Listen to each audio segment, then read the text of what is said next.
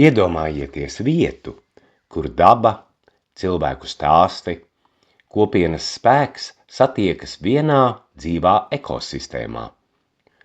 Miljons stāstu parks ir inovatīva un sociāli nozīmīga platforma, kas apvieno zaļo domāšanu, kultūru, izglītību un digitālās tehnoloģijas.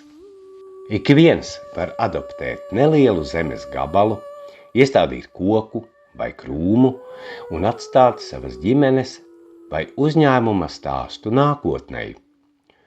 Blakus parkiem darbojas nelielas būdiņas, kioski, teltis, kur pieejami stādi, instrumenti, ainavu arhitektu pakalpojumi.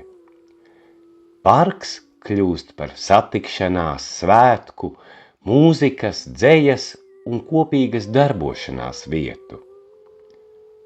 Tas dod iespēju iesaistīt skolēnus, bezdarbniekus, seniorus, cilvēkus no probācijas dienesta, tādējādi pārvēršot sociālo atbalstu par dzīvu, radošu pieredzi.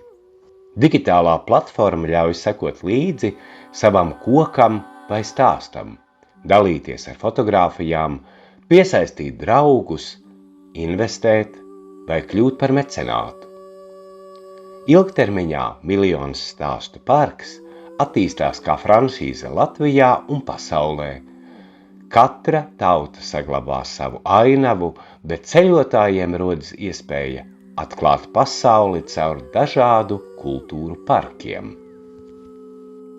Daudzi projekti sākas ar jautājumu, cik daudz naudas vajadzēs?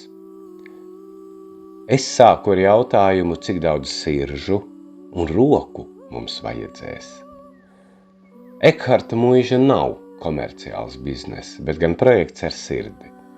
Tā ir mūža, kuras saime ir mēs, cilvēki, kas kopīgi strādājot radīs nevis ēku, bet gan mājas. Mājas, kuras pieder mums visiem.